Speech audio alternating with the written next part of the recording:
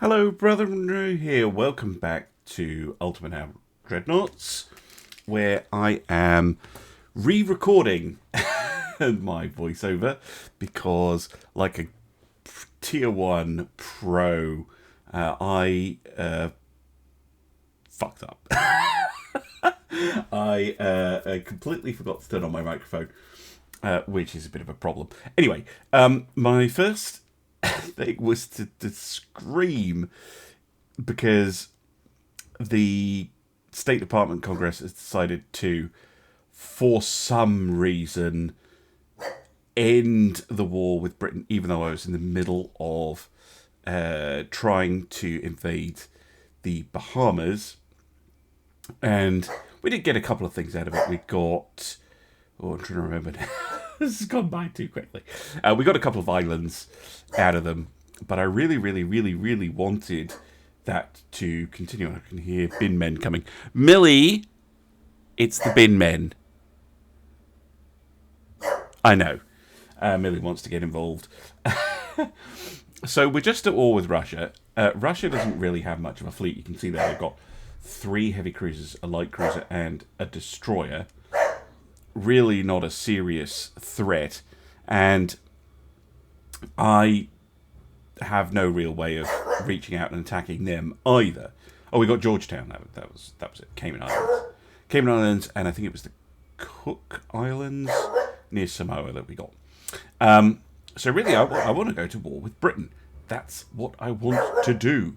But the game, no, not so much. So here I'm just moving the ships back, and I started to think about what else we could do with this kind of lull. I'm still waiting on quite a few gun techs. So in terms of the cruisers, the new 8-inch cruisers are great. We want to go for a 10-inch cruiser as a kind of middleweight cruiser, and then we want a large cruiser with 12-inch guns as our really nasty cruiser. But I don't have the Mark V 10-inch guns, and I don't think I've got Mark V 12s either.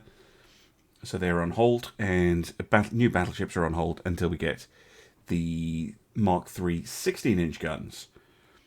But I did decide during this episode that I'll probably do a 16-inch ABX triple, first one, then go for an ABXY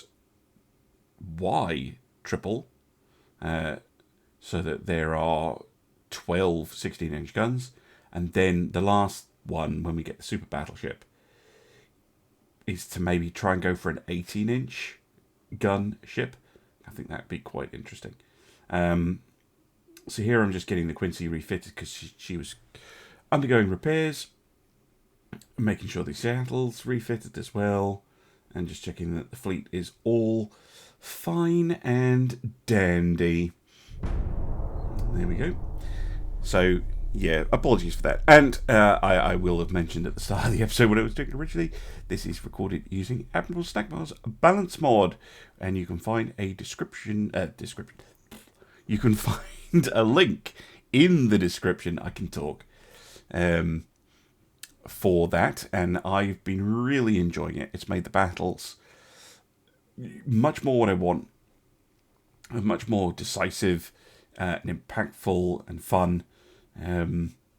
Definitely recommend it, and it works in both customs and the campaign, which is absolutely top-notch stuff, and it's been updated extremely quickly for 1.1.1. There I realised I'm getting the Mark V 5-inch, and that basically means doing a second refit of the Davenports, which I swapped to 5-inch guns. And it also made me start thinking about the possibility of a new destroyer with 5-inch guns rather than the 4-inch guns of the Sampsons. But that's a bit later in the video. At the moment, I'm just kind of keeping an eye on things. I'm having a look at the economies. I noticed that France and Russia are pretty low, but France is low and negative. which I'm sure is not foreshadowing for anything. But you can see our economy is absolutely ridiculous compared to what is going on everywhere else. 404 billion makes us, I think, bigger than pretty much every other country combined, or close to it.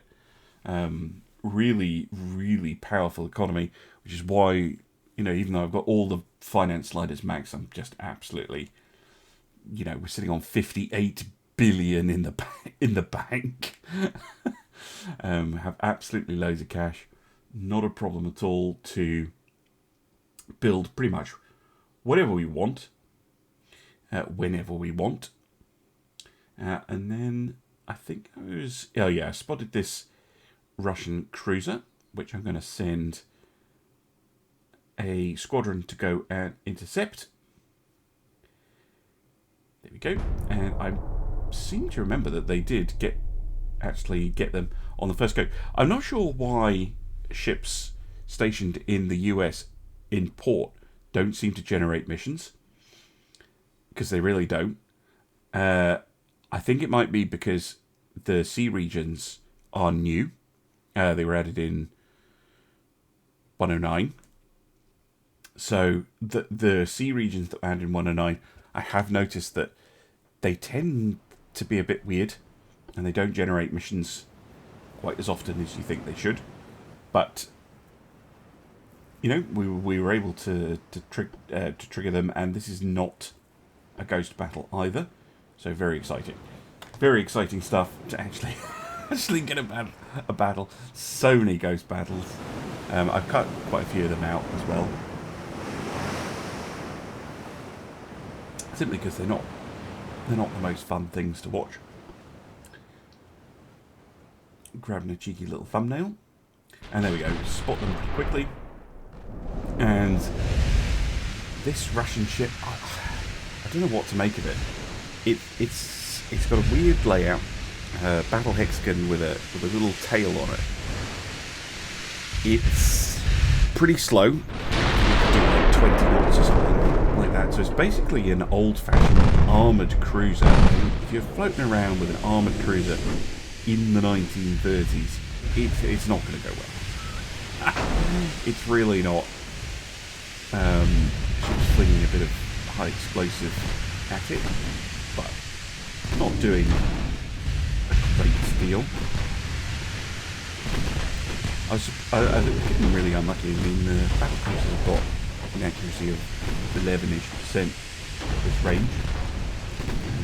Although watching it back, I now remember that I really want those Mark IV 14-inch guns, because that would allow me to do some fairly significant defense across the fleet.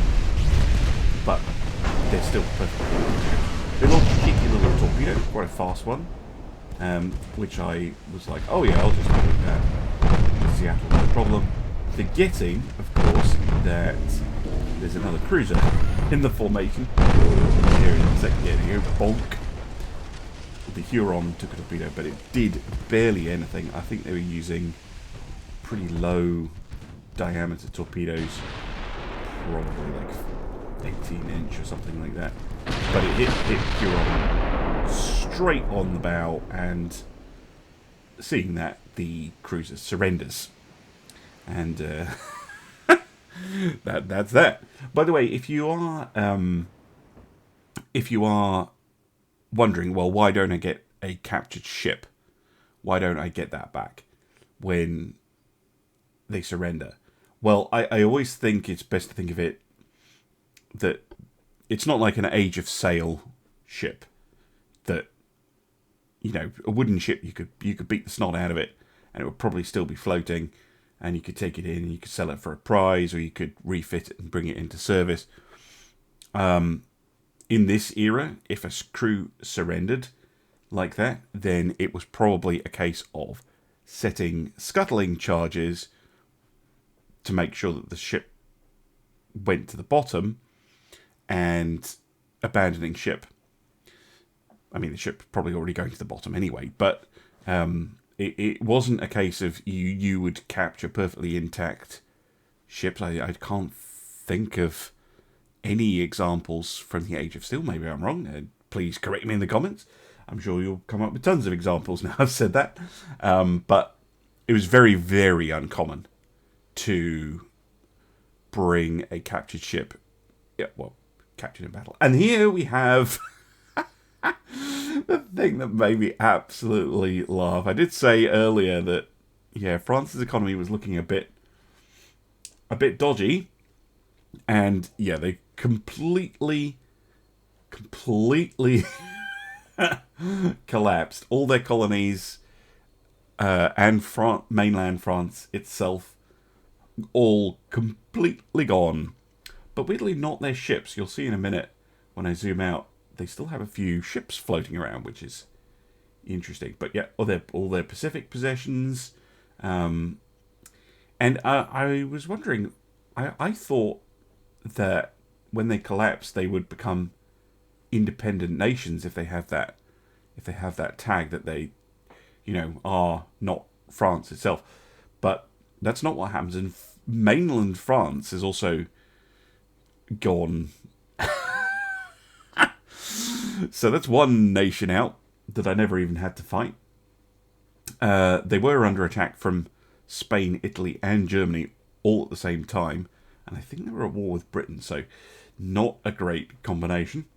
But yeah, there you can see there's a battlecruiser and a couple of smaller ships floating around off West Africa. And, yeah, just chilling.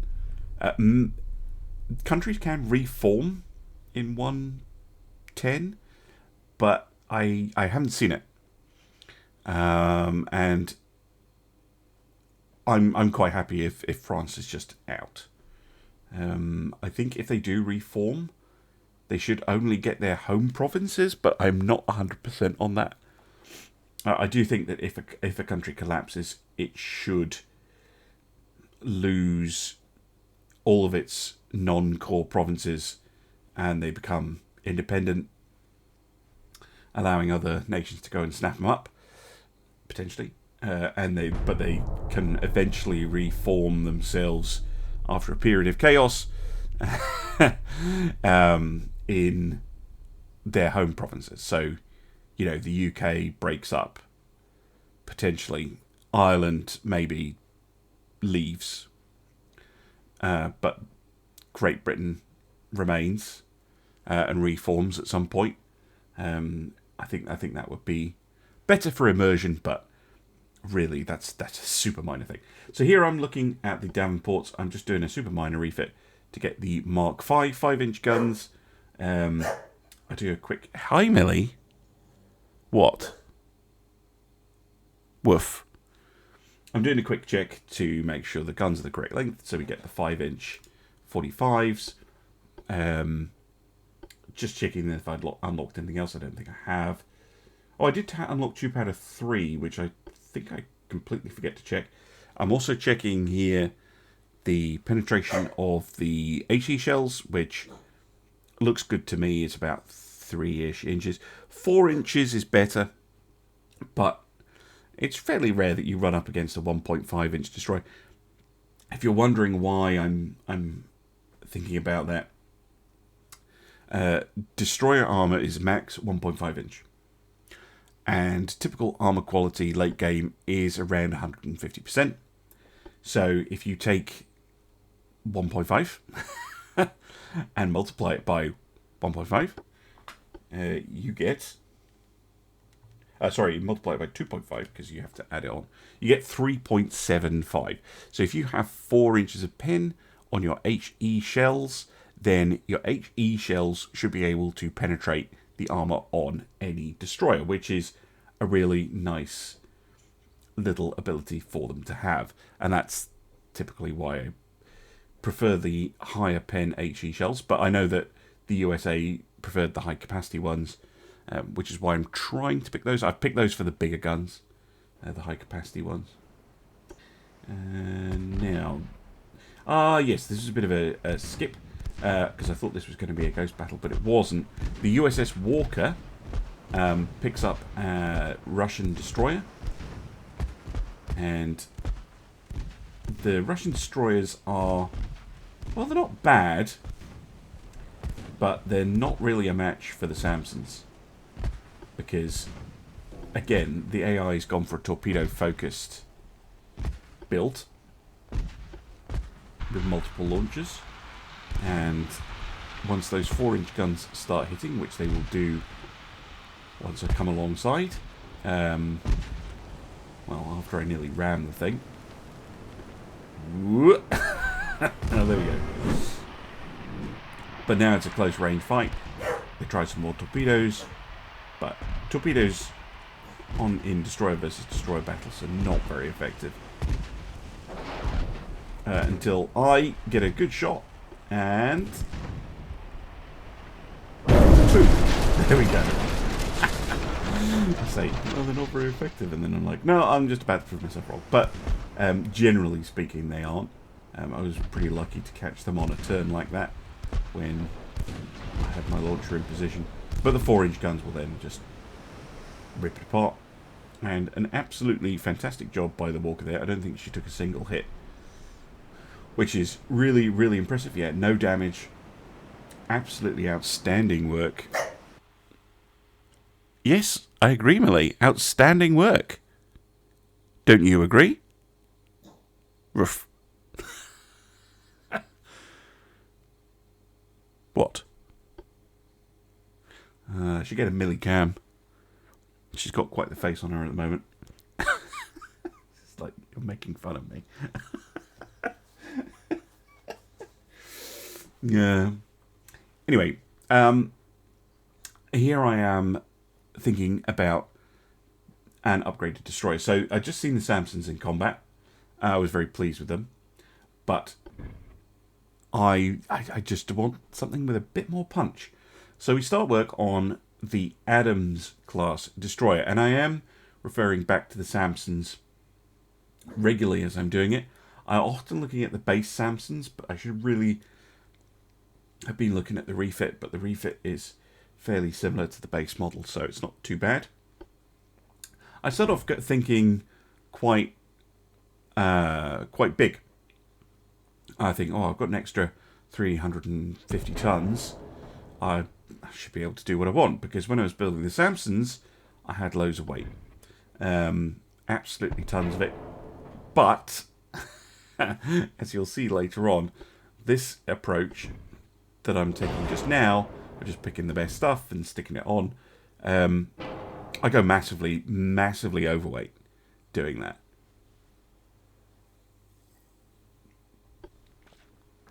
Normally that's not a huge issue when you're building destroyers.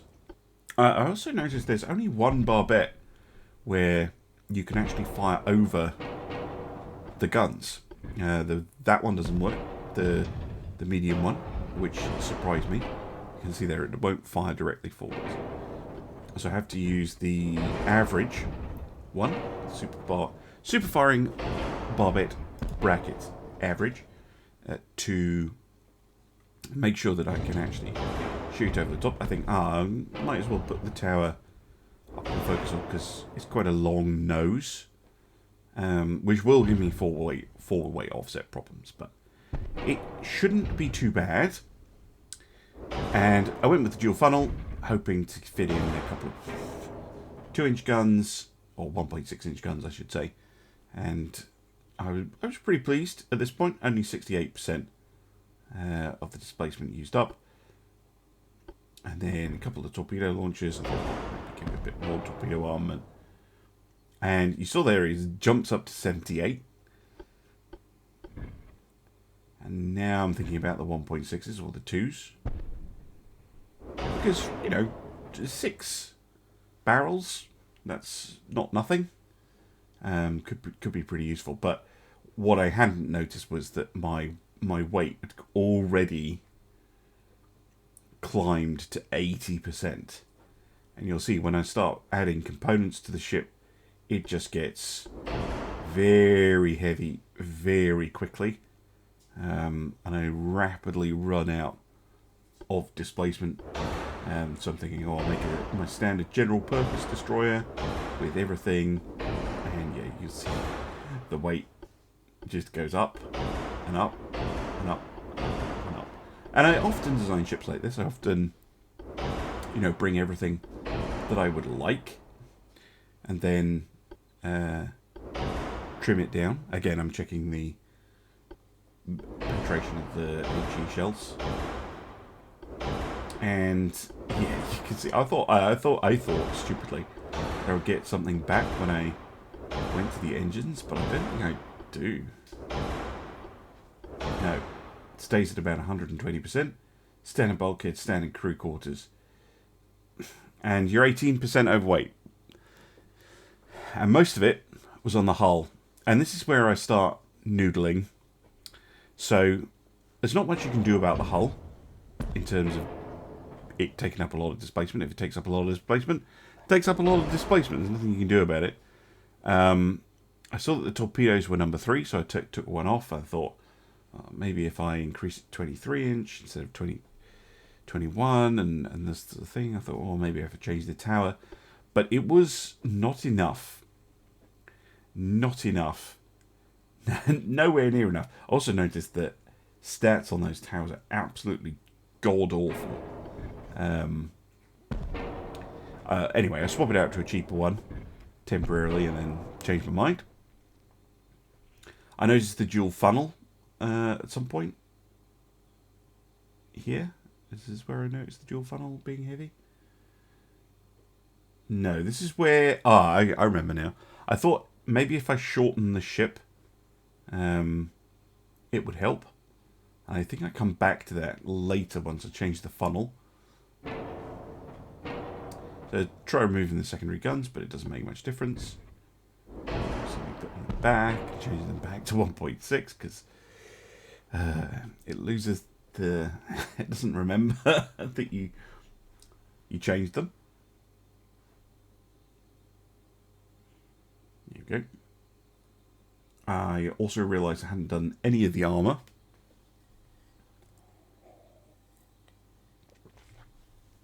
Not that armour's super important on a destroyer, but it's better than nothing. Particularly if you have an enemy who's using incendiary shells or something like that. You don't want incendiary 2-inch shells just completely obliterating it. And here I start taking these off, so get rid of the triple bottom. And yeah, it's just me looking at that hull stat and going, because everything else is pretty small. I do look at the tower again and go with the cheaper, lighter one.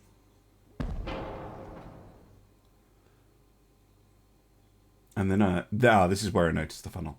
So I noticed that the funnel is pretty heavy. And then I'm doing some maths. So 55 funnel capacity for 157 tons. It worked out at about, I think it was 0.36 funnel capacity per ton. So then I start looking at other options, such as this one. This one I think was about 0.45 funnel capacity per ton. So I thought, yeah, well, okay, that's actually a better choice. And you can see I try and put one on and then it doesn't fit. So go down to the next one, which is actually even better. I think it was 0.49 funnel capacity per ton or something like that. And I also noticed, when I eventually put it down, that it gave me more than enough engine efficiency. So I was pretty happy with that as well. Given that I no longer have that mount for the 2-inch guns, or the 1.6 inch, I will eventually remove those. But it's given me more offset problems, so I end up with this very weird looking ship with a front and a rear superstructure and a kind of flat bit in the middle, but I'm still massively overweight, 9%. So really it's not working for me. And notice that the mines are pretty heavy. I'm trying to remember what I took out next. I was definitely stumped at this point, trying to make it work. Oh, I remember now. So, I don't know why I thought adding a gun turret would be better. But then I thought, oh, well, what happens if I change from 9 guns to 8? So if I go for the 4 twins, which would make them more similar to the Sampson, and then decide against it, and then I think I go back and I change them back again, just to save myself just a little bit of weight. It's not a lot, but it is a bit, because I mean, making this citadel longer on a destroyer doesn't really make much of a difference. There we go. And again, here I was just a little bit frustrated. It just wasn't coming together. And if you've built destroyers in game, I'd say destroyers are probably the fiddliest ships to get right in the campaign. Sometimes they are really easy, and sometimes they are just really annoyingly difficult to get right. And the same goes for the destroyer-like light cruisers. And again, here I'm just trying to think what on earth I can do to fix it. So I reduced the speed to 35 knots.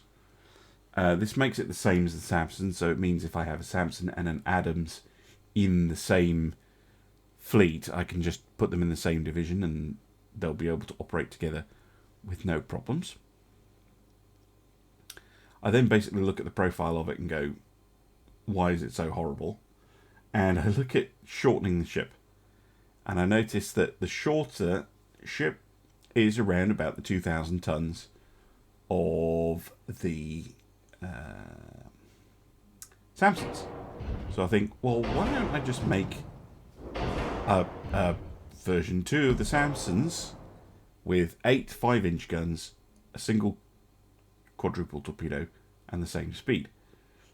And now I'm only about 8% off, but I think this is a better thing. And then I have the idea, well, the mine hunting and the depth charge is really important. Mine laying is nice, but it is 130 tons, and the Sampsons can already do it. So I decided to remove the mines and make this a more focused ship. You know, it's a trade-off for getting those bigger guns. Is they can't lay mines. Mines are overpowered anyway. So, you know, giving the AI a bit of a bonus there. I don't mind that. And then I'm down to about 2% over, which I fiddle around reducing, reducing the shells and things like that. I forget what did I do to actually get that down. Oh, I remember. Because I made the ship smaller, I haven't noticed it yet. Because I made the ship smaller, the engine efficiency is really, really high. 177.8. And I will eventually realise, there we go, I can change from balance to naturals and keep the engine efficiency, which saves weight.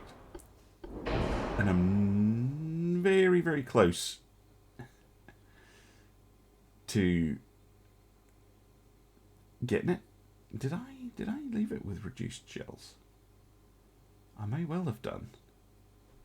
I thought I got them back up to standard shells. Maybe when I started trying to fix the offset. Maybe save some weight here, because I'm sure I remember getting the standard shells back. Here I'm just comparing it cost-wise. So we're about 400,000 more expensive than the updated Sampsons. So very similar price-wise. So that makes them pretty affordable. Same speed, same kind of ship, really. But I think, anyway, more capable.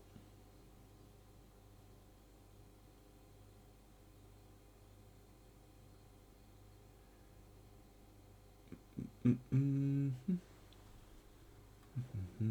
just going to... Right, back we go. Yeah, please tell me I go back and fix the shells. Please fix the shells. Nope. No, I didn't. Okay, never mind. Well, I'll have to do that on a refit then. Oh, that's just typical. That is just typical. Yeah, here we go. I think I ordered 8. Did I order 8 or 10 of those? 10. So we'll go up to 30 destroyers, which is a pretty good number. I'm just renaming them here. I noticed as well we've got another USS coming, so I'll rename that one.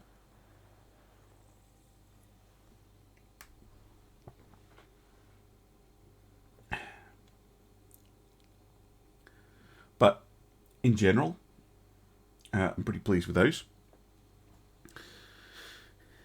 Pretty pleased that France is disintegrated. Still amuses me.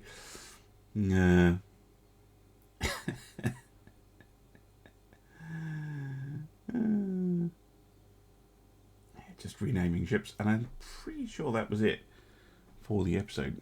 But maybe I'm remembering them. I left my caps lock on. Again, pro move, professional as always here. But yeah, they'll take 7 months, and the new cruisers, or the refitted cruisers, I think are pretty much, 1 month. 1 month away. And then a spelling mistake. But yeah, all looking good. I do a quick check of research. We're getting Mark 5 9-inch guns, which is nice, but I'm hoping for the Mark 5 10-inch gun so I can get those bigger cruisers ordered. And I drop a priority into big guns because really that's the thing that's holding me up in terms of ships that I'm able to design. And maybe there is something else in the episode. I recorded it today, by the way. I realised very quickly that I had my microphone off because I finished the episode and I looked over at Millie and I was like, wait a minute. I don't see the light on my microphone. And I was like, oh. Content creator things. There we go. Yeah, this is definitely towards the end of the episode. Yeah, 9-inch Mark 5s. All sorts of weird things going on. Including that one weird Russian ship. Oh, yeah, I did try to intercept it, I think. That Russian ship. So there's another turn at least. I'm complaining here that only Belgium seems interested in buying American ships, despite the fact that America has enough money to build entire navies, probably even for major powers. And yeah, just no, just Belgium. Just Belgium has sense. Buying, they're probably like a battleship office or something. And then you see here that Russian ship, once the turn finishes, here we go. Or not. Come on. There's lots of building by Japan. There, it's disappeared. And that's why it hit a mine and sank. So with that, I'm pretty sure I just decided that was that. I wasn't gonna bother going any further in the episode. So thank you very much for watching. Thank you as well for putting up with the fact this was a re-recorded voiceover. Yeah, I will see you again soon for some more Ultimate Admiral Dreadnoughts. But to close out the episode, I thought, well, why not? Why not give France a send-off? Bye for now.